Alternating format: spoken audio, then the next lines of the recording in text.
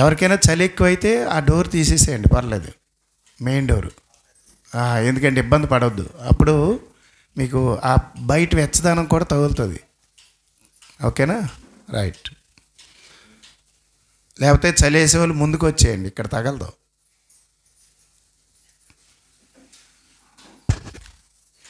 పదకొండో అధ్యాయము 24వ వచనం వరకు, అంటే ఎక్కడి నుంచి మనం ధ్యానిస్తున్నాం? 12వ వచనం నుంచి కదా ధ్యానిస్తున్నాం. కానీ 18 నుంచి 24 వరకు, 22 అయిపోయింది, 23, 24 వచనాలు. ఇప్పుడు చదివిస్తే టైం సరిపోదు కనుక నేను నేనే చదివేస్తాను, ప్రార్థన చేస్తాను, వాక్యం విందాం. ఓకేనా? అందరూ తీసారా? రోమీయులకు రాసిన పత్రిక 11వ అధ్యాయము 23, 24 వచనాలు. వారును తమ అవిశ్వాసములో నిలవకపోయిన ఎడల అంటుకట్టబడుదురు. మళ్ళీ చదువుతాను. వారును తమ అవిశ్వాసములో నిలువకపోయిన ఎడల అంటుకట్టబడుదురు. దేవుడు వారిని మరల అంటుకట్టుటకు శక్తి గలవాడు. ఎట్లనగా, నీవు స్వాభావికమైన అడవి ఒలీవ చెట్టు నుండి కోయబడి స్వభావ విరుద్ధముగా మంచి ఒలీవ చెట్టున అంటుకట్టబడిన ఎడల స్వాభావికమైన కొమ్మలగు వారు మరి నిశ్చయముగా తమ సొంత ఒలీవ చెట్టున అంటుకట్టబడరా? ప్రార్థన చేసుకుందాం. పరిశుద్ధుడైన తండ్రి, ప్రేమగల మా ప్రభువా, నీకు వందనాలు, స్తుతులు, స్తోత్రాలు చెల్లిస్తున్నాం. నీ ప్రజలపై నీ కృప, నీ ఆశీర్వాదం, నీ కనికరం ఉంచి, నీ కనుదృష్టి ఉంచి భద్రపరచు. నీకు మహిమకరమైన సాక్షులుగా ప్రియులను చేసుకోండి ప్రభువా. నీవిచ్చిన వాక్యము ద్వారా ప్రతి ఒక్కరితో సూటిగా మాట్లాడండి. యేసయ్య పరిశుద్ధ నామంలో ప్రార్థిస్తున్నాను తండ్రి, ఆమేన్. కూర్చోండి. 12:40 నా సమయం. కరెక్టేనా? అదే, అందుకే చెప్పాను ఆ టైం. కాబట్టి ఆ టైంలోపుగా నేను ముగించాలి. ఒకవేళ ఏమో 2 వరకు యేసయ్య వాడుకుంటే నేనేం చేయలేను. ఇదేం ట్విస్ట్ అండి అంటారా? మీకంటే నాకే శ్రమ ఎక్కువ లేట్ అయితే. ఎందుకంటే రాత్రి మళ్ళీ నేను జ్ఞాపకార్థ కూటంలో లోగోస్ చర్చిలో కూడా మాట్లాడాలి ఇవాళ మళ్ళీ. కాబట్టి అన్న టైం ప్రకారమే అన్నీ అగునుగాక. ఆమెను చెప్పండి. రైట్. ఒకసారి 23వ వచనాన్ని చదవండి.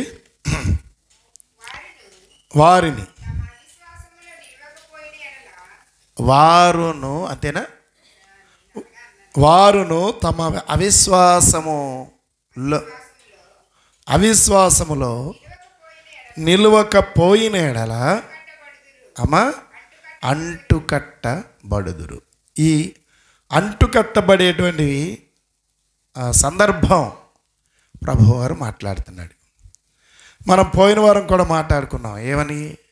నీ తోటలోని ద్రాక్షవల్లితో నన్ను అంటుకట్టి స్థిరపరచావా.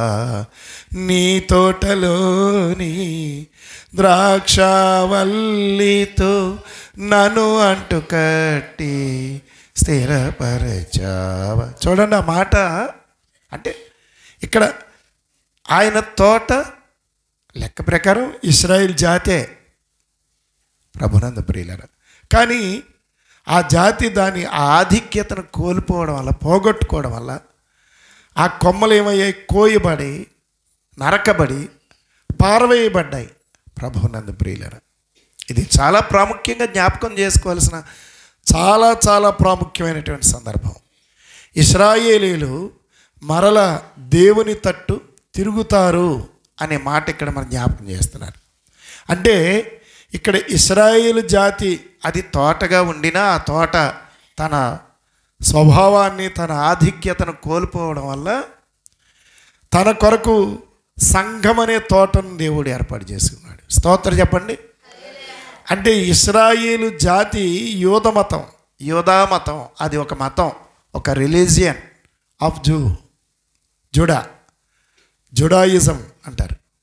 ఏయిజం, జుడాయిజం, ఇస్లాం అన్నట్టు, బుద్ధిజం, హిందూయిజం అన్నట్టు జుడాయిజం అది ఒక మతం, యూదా మతం. అర్థమైందా? కానీ మతం అనేటువంటి తోట దేవుడు కోరుకోవట్లేదు. ఇప్పుడు ఆ మతానికి చెందినవారు, ఇటు వేరే మతాలకు చెందినవారు, వీళ్ళందరూ ఒక తోటలోనికి రావాలి. అది ప్రభువు వేసినటువంటి తోట. అపోస్తల కార్యాలు మరి ఏంటి మధ్యలో యేసయ్య మళ్ళీ వాక్యాలు ఇస్తున్నారు. అపోస్తల కార్యాలు 20వ అధ్యాయం 28వ వచనం. ద బుక్ ఆఫ్, చూసారా ఆడియో వస్తుందా? వీడియోలో ఆడియో వస్తుందా? ఒకసారి చెక్ చేసి వినాలి. ఎందుకంటే వీడియో చేస్తున్నారు కానీ ఆడియో వినపట్టలేదని నాకు కంప్లైంట్లు వచ్చాయి. తర్వాత లైవ్ కాదు కానీ అందులో కూడా ఆడియో వస్తుందో లేదు చెక్ చేయండి ముందు. అదంతా వృధా అయిపోతుంది. ప్రభునందు ప్రియులారా, దేవుని యొక్క సన్నిధిలో మనం గుర్తుపెట్టుకోవాల్సిన విషయం ఏంటంటే, చదవండి, దేవుడు తన స్వరక్తమిచ్చి సంపాదించిన తన సంఘము, అది రక్తమిచ్చి సంపాదించిన సంఘం దేవుని తోట. మనం పాటల్లో పాడతాం కదా, దేవుని తోటయే, అదేనా? అదే ఈ స్టీవెన్సన్ గారి పాటలో దానిలో ఉంటుంది, దేవుని తోటయే సంఘం, పని చేయుటే నీ ధర్మం.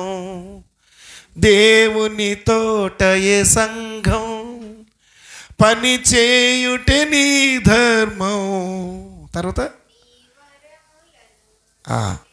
నీ వరములను రెట్టింపు చేసిన జీవితమే పొందెదవు బహుమానం. అది ఏ వరం ఉంటే ఆ వరం. పాడే వరం ఉందా? ప్రార్థించే వరం ఉందా? ప్రకటించే వరం ఉందా? పరిచర్య గావించే వరం ఉందా? ఏ వరం ఉంది నీకు? ఏ వరం ఉంది నీకు? ఆ వరం అది నువ్వు సరిగా ఉపయోగించి పని చేస్తే, కొంతమంది ఎక్కడ పెడతారట, అది గోతులు పెట్టంటాడంట. నువ్వు ఎత్తని చోట కోయవని అంటే తాతకి దగ్గులు నేర్పడం అంటారు. ఇది నువ్వు పని చేయకపోగా దానికి మళ్ళీ ప్రసంగం.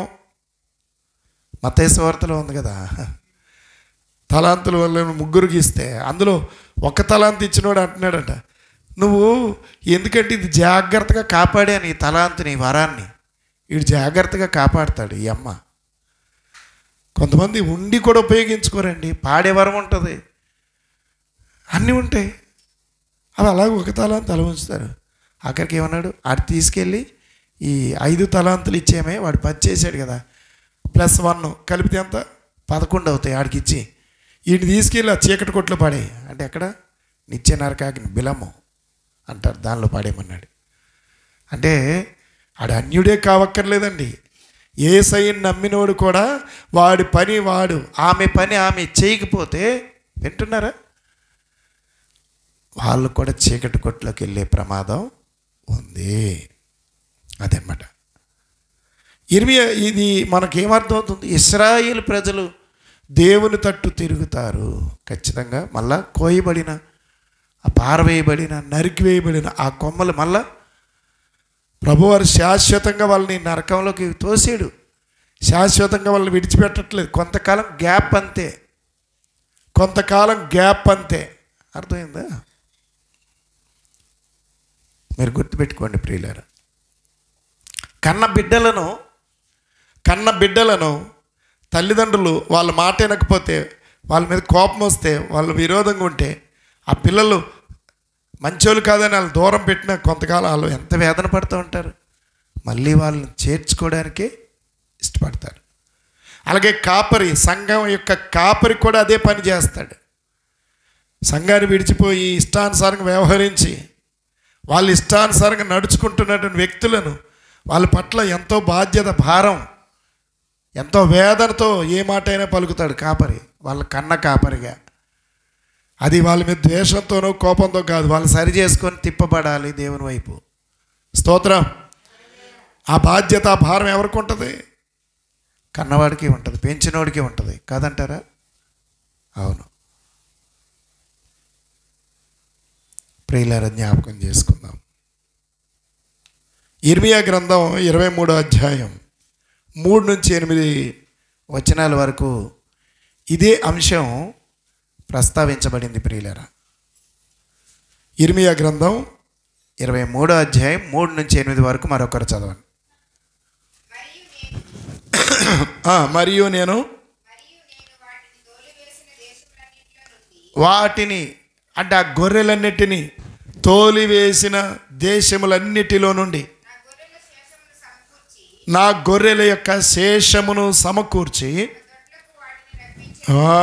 వాటి దొడ్లకు వాటిని రప్పిస్తాను. అవి అభివృద్ధి పొంది విస్తరిస్తాయి. నేను వాటి మీద ఎవరిని? కాపరులను నియమిస్తాను. ఇక మీదట అవి భయపడకుండాను, బెదిరిపోకుండాను, వాటిలో ఒకటైనను తప్పిపోకుండాను వీరు ఈ కాపర్లు నా గొర్రెలను మేపుతారు. ఇదే యెహోవా వాక్కు. యెహోవా ఇలాగు ఆజ్ఞాపిస్తున్నాడు. రాబోయే రోజుల్లో నేను దావీదునకు నీతి చిగురు పుట్టిస్తాను. ఎన్నో వచనం అది? 5వ వచనం. నేను రాబోయే దినాలలో దావీదునకు నీతి చిగురు, పోయిన ఆదివారం కూడా చెప్పాను కదా, నీతి చిగురు పుట్టిస్తాను. అతడు రాజై పరిపాలన చేస్తాడు. అతడు వివేకంగా నడుచుకుంటూ కార్యము జరిగిస్తాడు. భూమి మీద నీతి న్యాయాలను జరిగిస్తాడు. అతని దినములలో యోధా, జాగ్రత్త వింటున్నారా? యోధా రక్షణ నొందును. ఇశ్రాయేలు నిర్భయముగా నివసించును. యెహోవా మనకు నీతి అని, యెహోవా మనకు నీతి అని అతనికి పేరు పెడతారు. కాబట్టి రాబోయే రోజుల్లో జనులు ఇశ్రాయేలీలను ఐగుప్తు దేశంలో నుండి రప్పించిన యెహోవా జీవముతోడని ఇక ప్రమాణము చేయక, ఉత్తర దేశములో నుండి నేను వారిని చెదరగొట్టిన దేశములన్నిటిలో నుండి వారిని రప్పించిన యెహోవానగు నా తోడని ప్రమాణము చేస్తారని యెహోవా సెలవిస్తున్నాడు. 8 అయిపోయా? మరియు వారు తమ దేశంలో నివసిస్తారు. దేవునికి స్తోత్రం చెప్పండి. ఈ ప్రవచనం ఏంటనుకుంటున్నారు? It's a prophecy about the church of God. దేవుని యొక్క సంఘము కొరకైన ప్రవచనం. అంటే ఈ సంఘానికి, ఈ గొర్రెలకి కాపర్లు ఉంటారు. అంటే అన్నాడు కదా, వారి దొడ్లకు వస్తారు, వాళ్ళకి కాపర్లు ఉంటారు. అర్థమవుతుంది? అప్పుడు ఆయన ఒక్కడే కాపరి.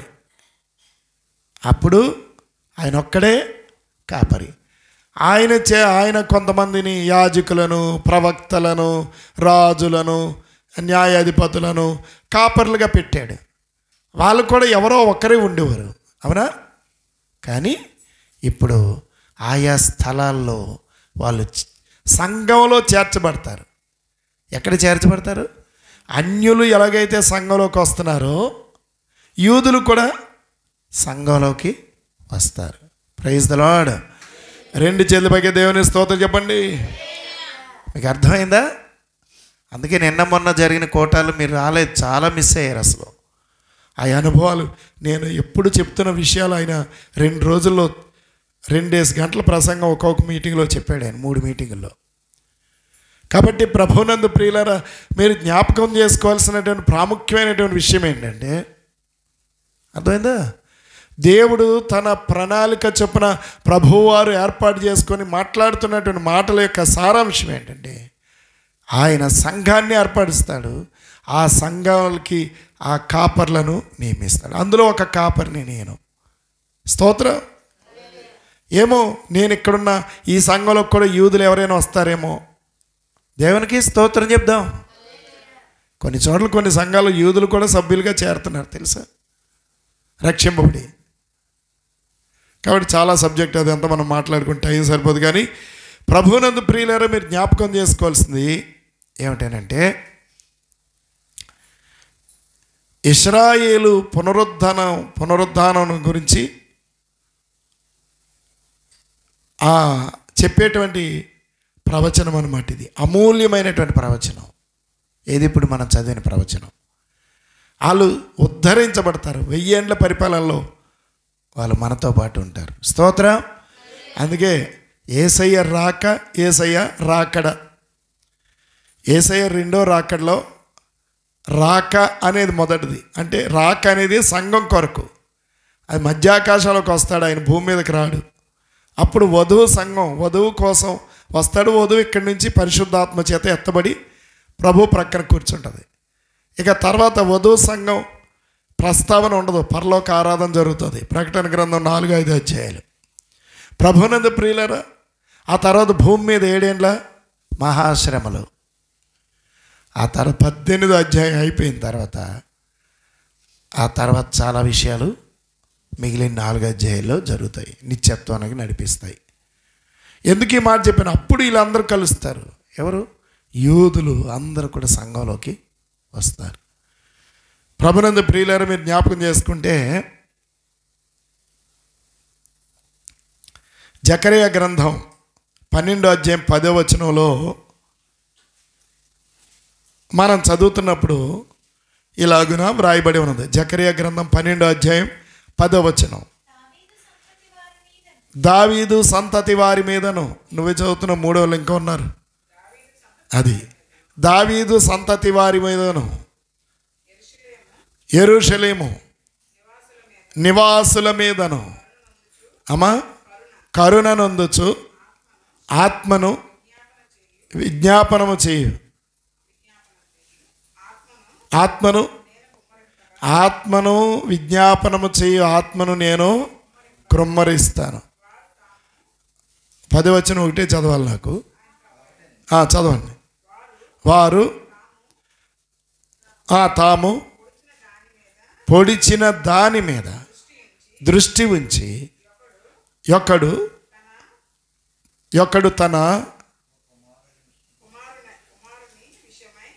తన కుమారుని విషయమై దుఃఖించినట్లు, తన జ్యేష్ఠపుత్రుని విషయమై ఒకడు ప్రలాపించినట్లు, ఆ ప్రభువు విషయమై దుఃఖిస్తూ ప్రలాపిస్తారు. ప్రభునందు ప్రియులారు, ఈ ప్రవచనాలు బట్టి మనకేమర్థమవుతుందంటే, అది ఇశ్రాయేలుకు మహా ప్రాయశ్చిత్త దినం అన్నమాట. ఇశ్రాయేలు ప్రజలకు మహా ప్రాయశ్చిత్త దినం. వారు పశ్చాత్తాప్తులో ఏం చేస్తారంటే దేవుని తట్టు తిరుగుతారు. దేవునికి స్తోత్రం.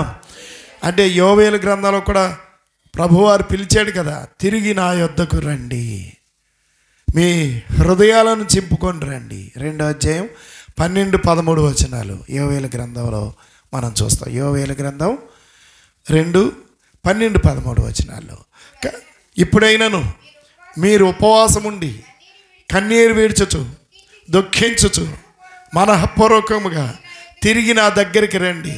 ఇదే యెహోవా వాక్కు. ప్రభునందు ప్రియులారా, ఇంకా ఉందమ్మా. మీ దేవుడైన యెహోవా కరుణా వాత్సల్యములు గల వాడును, శాంతమూర్తి, అత్యంత కృపగలవాడయ్యుండి తాను చెయ్యాలనుకుంటున్న కీడును చెయ్యక పశ్చాత్తాపడతాడు. కాబట్టి మీ వస్త్రాలను గాక మీ హృదయములను చింపుకొని ఆయన తట్టు తిరుగు. అది ప్రైజ్ ద లార్డ్.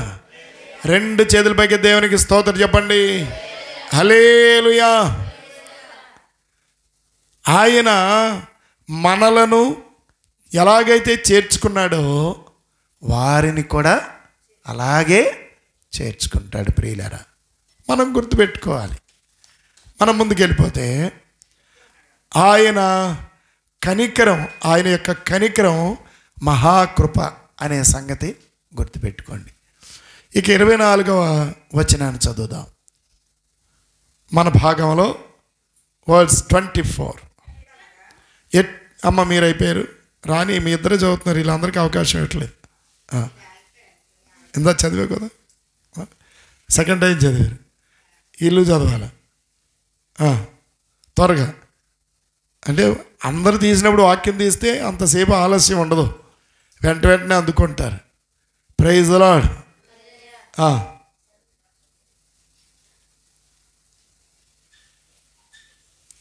నాదైతే తప్పు అయితే కాదు, ఆ తప్పు అయితే నాది కాదు. ఓకే, మీ తప్పే. ఎంత ఎలాగంటే నీవు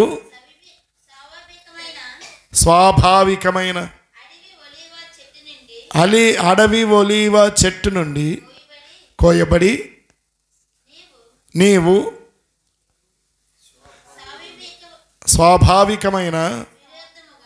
స్వాభావిక విరుద్ధముగా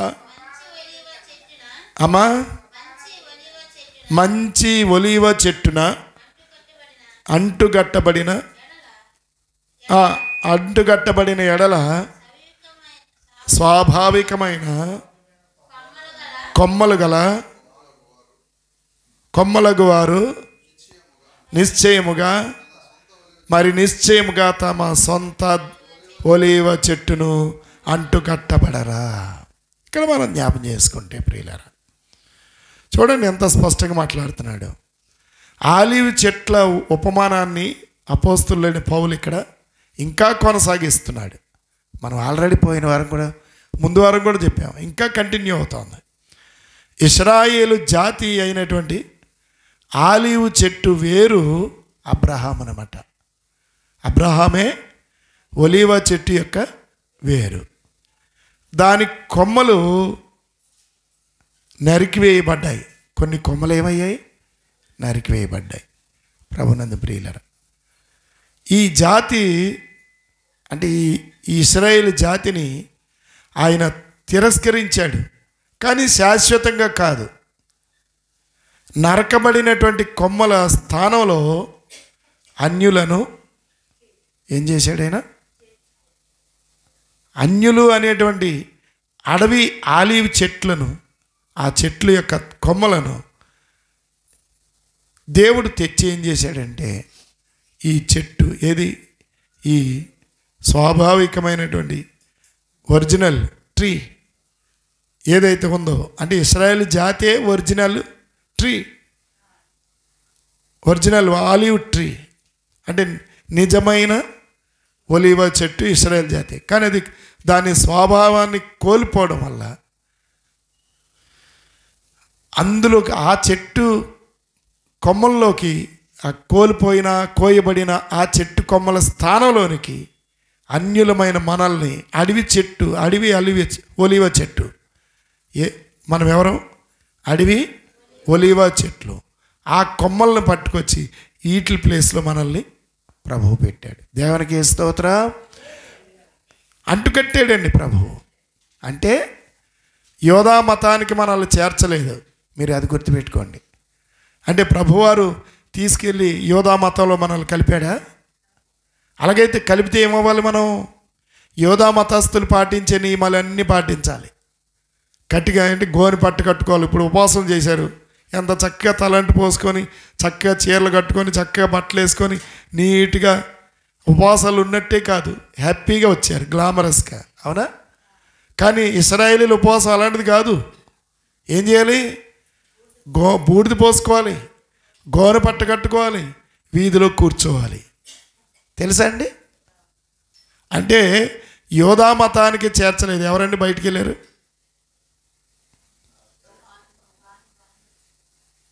ఎందుకు వెళ్ళింది? ఎందుకు వెళ్ళింది? ఇంటికి వెళ్ళిపోతుందా? ఇశ్రాయేలు జాతిని ప్రభునందు ప్రియులారా, యేసు ప్రభు ఏం చేస్తున్నాడనమాట, ఒక ప్రత్యేకమైన అంటే ఆయన ప్రక్కన పెట్టేశాడు. ప్రక్కన పెట్టి దేవుడు ఏం చేశాడంటే సంఘమును చేపట్టాడు. అంటే ఈ జాతిని ఉద్ధరించాలనుకుంటే ఇది పాడైపోయింది కాబట్టి ఇలా కాదు, నేను రక్తం ఇచ్చి సంపాదించాలి, నా రక్తముతో కొనాలి అని కేవలం అన్యుల కొరకే కాదు, యూదులకు కూడా అందరికీ రక్షణ రావాలంటే ప్రతి ఒక్కరి విమోచన క్రయధర్మగల రక్తాన్ని చిందించాలనుకున్నాడు. అబ్రహామే విశ్వాసం చేత అందరికీ తండ్రి అయ్యాడు. అవునా? అంటే వేరు అయ్యాడు. స్తోత్ర. అబ్రహామే అందరికీ తండ్రి విశ్వాసమును బట్టి. ఆయన ఇశ్రాయేలును శాశ్వతంగా విసర్జించలేదు. ఏంటమ్మా? శాశ్వతంగా ఇశ్రాయేలు జాతిని దేవుడు విసర్జించలేదు. అలాగే మనలను కూడా ఆయన శాశ్వతంగా తృణీకరించే దేవుడు కాదు. ఈ రోజున మీకు జ్ఞాపకం చేస్తున్న చాలా చాలా ప్రాముఖ్యమైన సంగతి ఏమిటో తెలుసా? యేసు ప్రభు ప్రేమ, కరుణ, వాత్సల్యం గలవాడు. మనందరికీ తెలియవలసిన ఒక శుభవర్తమానం ఏంటో చెప్పనండి. అందరూ అంతటా మారు మనసు పొందాలి. నెలకొక్కసారి చర్చికొచ్చినా, ప్రభు బళ్ళకి రాకపోయినా, కొన్ని నెలలు చర్చి మానేసిన, ఇంతవరకు ఆయన ఏం చేశాడు? కరుణిస్తూనే ఉన్నాడు, కనికరం చూపిస్తూనే ఉన్నాడు. ఎందుకు? అందరూ అంతటా మారు మనసు పొందాలి. అపోస్తల కార్యాలు 17వ అధ్యాయం 30వ వచనం. అలాగే ప్రియులరా, పేతురు రాసిన 2వ పత్రిక 3వ అధ్యాయం 9వ వచనం ప్రకారం ఎవరూ నశించిపోవడం ఆయనకి ఇష్టం లేదు. యెహెజ్కేలు గ్రంథం 18వ అధ్యాయం 22, 23 వచనాల ప్రకారం వాడి దుష్టత్వాన్ని, ఆమె దుష్టత్వాన్ని విడిచిపెట్టుకోవాలి. ఈ సందర్భంలో జ్ఞాపకం చేస్తున్నాను. ఆ సాయిగాడు అనేవాడు, సాయి మా ఇంట్లో దొంగతనం చేశాడు. అందరికీ తెలుసు, తెలియకుండా ఎవరికి లేదు. కానీ ఆడి వెనకాల కొంతమంది ఉన్నారు. టీం వర్క్ జరిగింది. ప్రభు ఆ రోజే చెప్పాడు నాకు. వాడు మెయిన్ కాబట్టి వాడిని పిలిచాం. దేవుడు వెంటనే అది కంట్రోల్ చేయకపోతే ఆడు చక్కగా బైక్ తీసుకున్నాడు, వెళ్ళిపోయి ఆ బంగారం అంతా ఎక్కడో అమ్మేసేవాడు, తాకట్టు పెట్టేసేవాడు, ఏదో చేసేవాడు. అప్పటికే కొంత తాకట్టు పెట్టాడు. ప్రియులారా, ఆ రోజు వాడు వచ్చిన తర్వాత మన ప్రియ సహోదరులు యాకోబు గారిని, సైమన్ పీటర్ గారిని ఇద్దరిని పిలిచాం. వాళ్ళిద్దరిని కూర్చోబెట్టి వాడిని పిలిచాను. వాడు వచ్చాడు. నాకు తెలియదు అన్నాడు. ఏసై చెప్పాడు, నీకు తెలియదు కాదు, ముందు ఒప్పుకో అని చెప్పాం. అప్పటికి 3 రోజులు అయింది ఆవిడ తీసి. డిసెంబర్ 9వ తారీఖున మంచి గ్రాండ్ సెలబ్రేషన్ జేడిఎస్ క్రిస్మస్ వేడుకల్లో పాల్గొన్నాడు కూడాను. వాడు ఒక్కడి వల్ల పని కాదు అది, తెలుసా మీకు? ప్రభునందు ప్రియులారా, సరే మొత్తానికి బయట పెట్టించాం. ఒక 24 గంటలు పట్టింది వాడి ద్వారా అన్నీ చేయించుకోవడానికి. ఆ రోజున చెప్పాను, ప్రభువు నిన్ను క్షమించి, నిన్ను ప్రేమించి మా దగ్గర నిజం చెప్పించాడు. పొరపాటున నువ్వు బయటికి వెళితే నీ పరిస్థితి ఏమవును? ఈ రోజున యేసయ్య నిన్ను క్షమిస్తాడు. అప్పటికప్పుడు మేము 70,000 రూపాయలు, దాదాపు 60,000 ఎంత అప్పు చేసాం. వడ్డీతో కలిపి 70,000 కట్టాం, అది విడిపించడం కొరకు. అప్పటికప్పుడు ఎంత బాధాకరం చూడండి ప్రియులారా. ఎందుకు చెప్పాను ఆడి పేరు ఇవాళ తెలుసా? ఎన్నాళ్ళు చెప్పనండి. ఆ రోజు ఓ 2 నెలల రోజుల్లో 1-2 సార్లు ఎక్కడో కనిపించినట్టున్నాడు. వచ్చాడో లేదో చర్చికి. నువ్వు రోజు చర్చికి రా, ప్రార్థనలకు రా, అవసరమైతే నాకు కార్ డ్రైవింగ్ కూడా చేయొద్దు, కానీ నీకు నేను డబ్బులు ఇస్తాను, నేను క్షమిస్తున్నాను. తల మీద చేతులుంచి మరి ప్రార్థన చేశాం. ప్రభు నిన్ను క్షమించి అవకాశం నీకు ఇచ్చాడు, మారు మనసు పొందు అని చెప్పి పంపిస్తే ఇక్కడిక్కడే పని చేసుకుంటూ కూడా చేర్చుకొచ్చేవాడు కాదు. చాలా కాలం సర్లే చూసాం. కొన్నాళ్ళకి ఫోన్ స్విచ్ ఆపేసాడు. వాళ్ళ అమ్మ ముందు ఆ మరుసటి రోజు 3వ రోజు ఫోన్ చేసి, ఏమండి మీరు ఏదో ఇచ్చారు కదా మా అబ్బాయికి, అది వెనక్కి తీసేసుకుంటారా అని అడిగింది. నేను అన్నా, నేను తీసేసుకోవడానికి ఇది ఏంటనుకుంటున్నావు? మా అబ్బాయి ఎక్కడికో వెళ్ళిపోతాను అంటున్నాడండి, పలానా కారణం చేత. అంటే కారణం ఏదో చెప్పిందిలే, కారణం మనందరికీ తెలిసిందే. కాబట్టి ఎక్కడికి వెళ్ళిపోతాను అంటున్నాడంటే, అమ్మో నాకు డబ్బులు ఇవ్వకుండా ఎక్కడికి వెళ్ళిపోతాడు, అలాగే అవ్వదు అంటే డబ్బులు ఏంటంటుంది. ఏంటి నాకు ఫోన్ చేసి అంటాడు, పాస్టర్ గారు మా అమ్మకి ఎందుకు చెప్పేశారు మీరని అడుగుతున్నాడు. మీకు అర్థమవుతుందా? ఇప్పుడు కాంటాక్ట్ లేడు, ఫోన్ ఆపేశాడు ఆ నెంబరు. అంటే వాడి బుద్ధి, వాడి దుష్టత్వం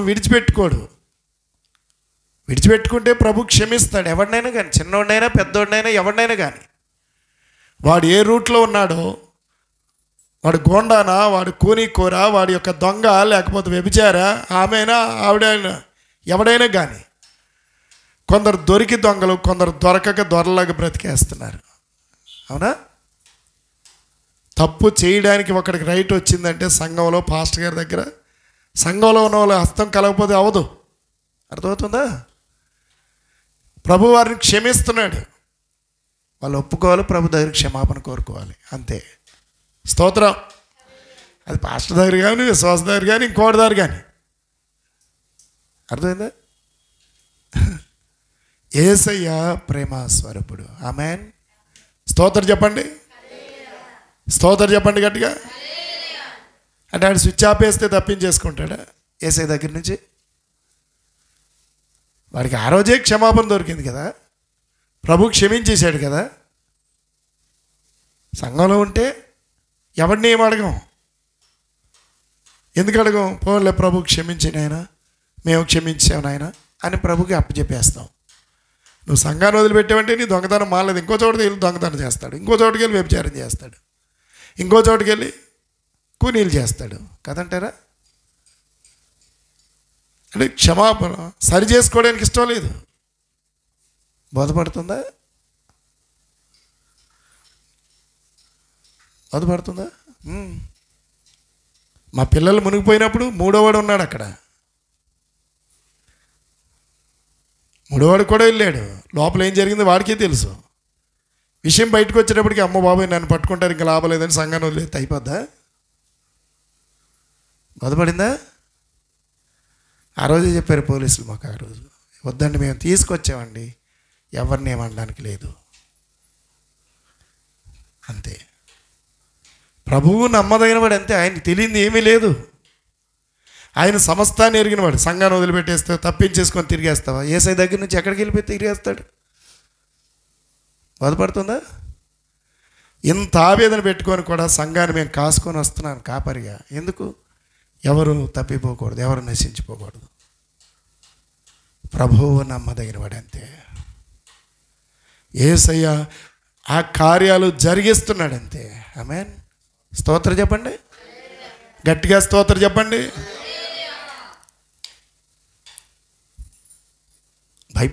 భయపడి తప్పు ప్రభా క్షమించిన ఆయనను ఒప్పుకుంటున్నారు. భయపడనోడు ఇష్టానుసారం కాలర్ ఎగరేస్తున్నారు. ఎన్నలేదు యేసయ్య రేపు ఎల్లుండి వచ్చేస్తున్నాడు. ఆయన దగ్గర మనం అందరూ లెక్క చెప్పాలి కదా. ఆయనకి తెలియంది ఏమీ లేదు, తెలుసా అండి? నా మాట చెప్పట్లేదు, ప్రభువు మాటలు నేను ప్రకటిస్తున్నాను. తప్పించుకోలేము. అది అంటుకట్టబడే అనుభవంలోనికి రావాలి. తప్పిపోయిన వాళ్ళు మరలా ఇశ్రాయేలు జాతి ఎలాగైతే ఆ యొక్క చెట్టుకు అంటుకట్టబడ్డానికి తిరిగి వస్తున్నారో, అలాగే తప్పిపోయినటువంటి విశ్వాసులు కూడా తిరిగి యేసుక్రీస్తు కృపా సంఘంలోంచి బయటికి వెళ్ళిపోయినంత మాత్రాన నువ్వు తప్పించుకొని తిరగలేవు దేవుడి దగ్గర నుంచి.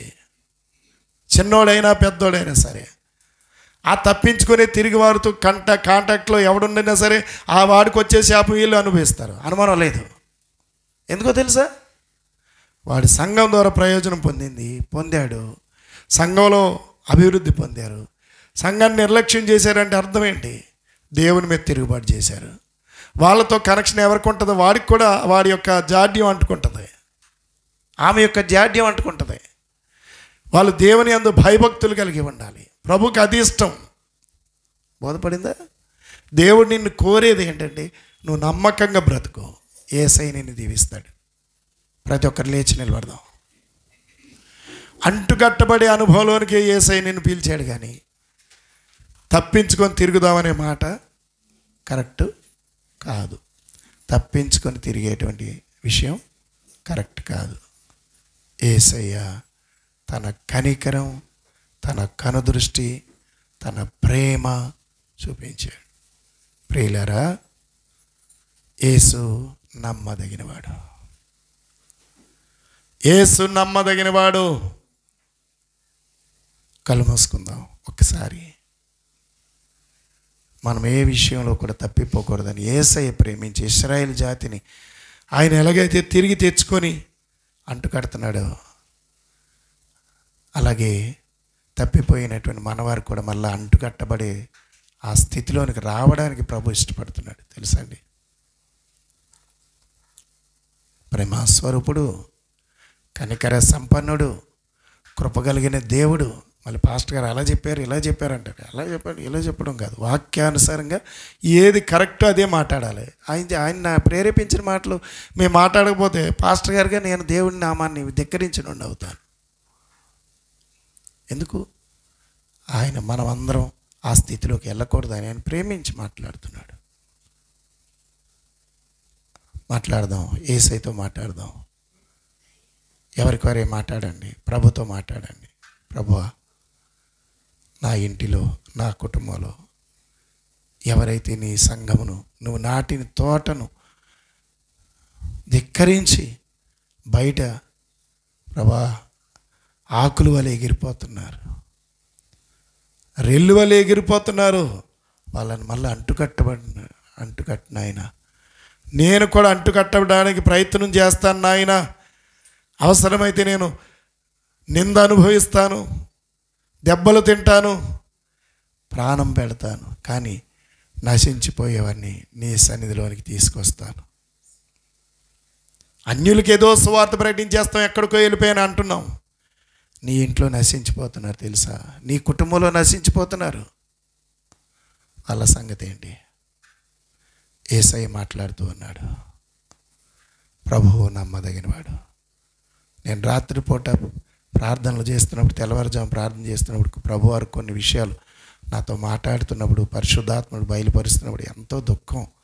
అవునా ప్రభువా, ఎంత నమ్మాను ఆయన అని నా మట్టుకు నేను ఏడుస్తూ ఉంటున్నాను. ఈ మధ్య సరిగ్గా నిద్ర పట్టట్లేదు. ఎందుకో తెలుసా? నేను నమ్మి వాళ్ళని మాతో కలుపుకున్నాం నీ నామంలో, వారు సైతాను బుద్ధులు పోగొట్టుకోలేదని మాకు తెలియదు ప్రభువా అని. నీకు కూడా అటువంటి పరిస్థితులు ఉండవచ్చేమో. ప్రభుతో మాట్లాడు.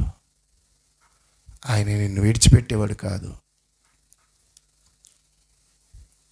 స్వాభావికమైనటువంటి ఆ చెట్టుకు అంటుకట్టడానికే ప్రభు ఇష్టపడుతున్నాడు. ఈ ప్రార్థన సమయం అందుకు ఉపయోగించుకోవాలి మనం. అది చాలా ప్రాముఖ్యమైనది. అది చాలా ప్రాముఖ్యమైనది. అది చాలా ప్రాముఖ్యమైనది. ప్రార్థన చేద్దాం. సహోదరు సైమన్ పీటర్ గారు వాక్యం అందరిలో ఫలించులాగా ప్రార్థిస్తారు.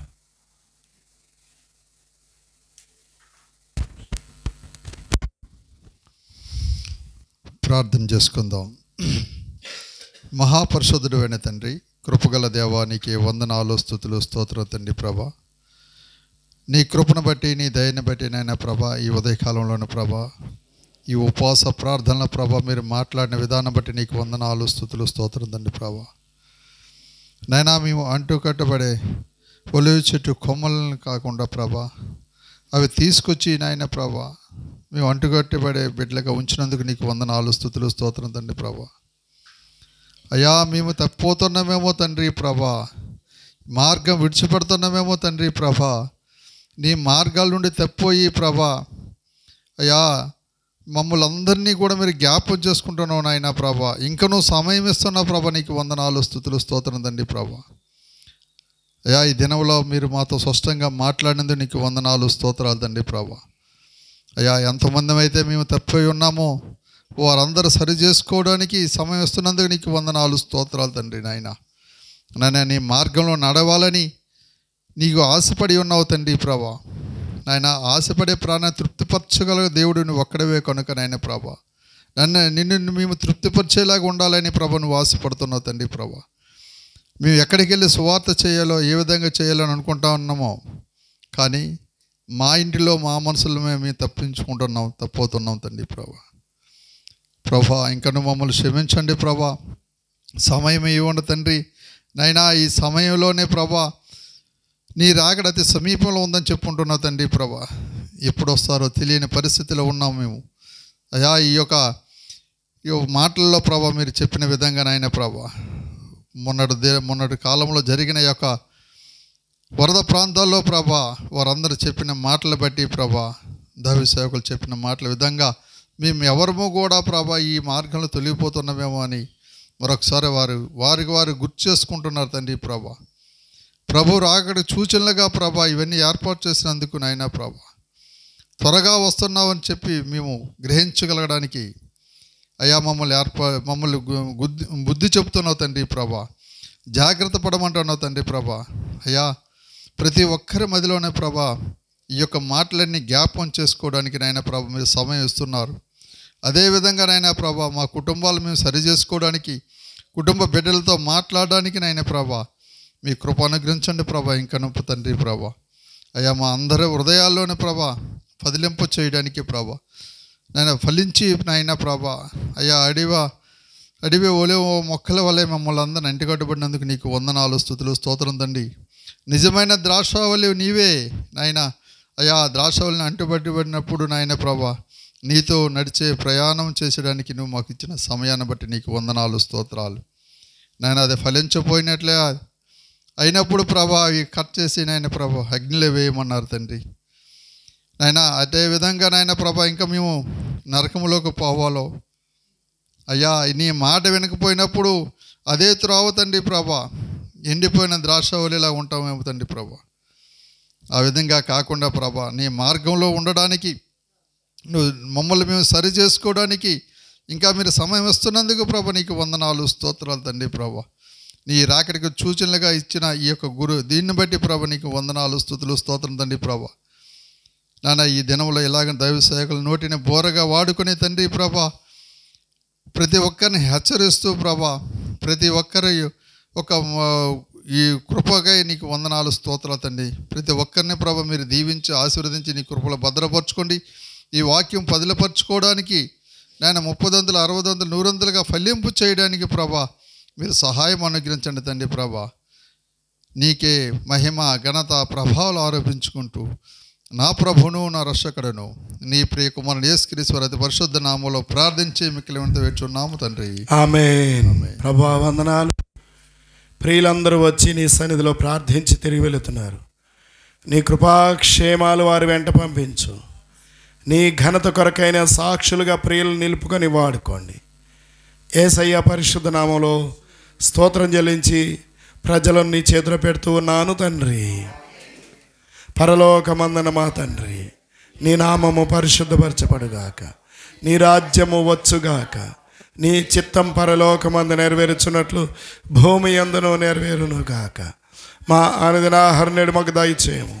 మా రుణస్తులను మేము క్షమించిన ప్రకారము మా రుణములను క్షమించము. మమ్మలను శోధనలోనికి తేక కీడు నుండి తప్పించము. ఏలైనగా రాజ్యము, బలము, మహిమ నిరంతరము నీవై ఉన్నావు తండ్రి. ఆమెన్. యేసు రక్తమే జయం. ప్రభు యేసు రక్తమే జయం. ప్రభు యేసు నామానికి సంపూర్ణ విజయం కలుగునుగాక. అపవాది క్రియలకు నాశనములను గాక. ఆమేన్. తొట్టిల్లకుండా మిమ్మను కాపాడుటకును ఆయన మహిమ ఎదుట నిందారహితులుగా నిర్దోషులుగా నిలబెట్టుటకు పరమ తండ్రి అయిన దేవుని ప్రేమ, ప్రభువు అయిన యేసు క్రీస్తు కృప, ఆదరణకర్త అయిన పరిశుద్ధాత్మ సహవాసము సన్నిధి మీకు తోడైండి నడిపించును గాక. ఆమేన్. షాలోమ్. Praise the lord.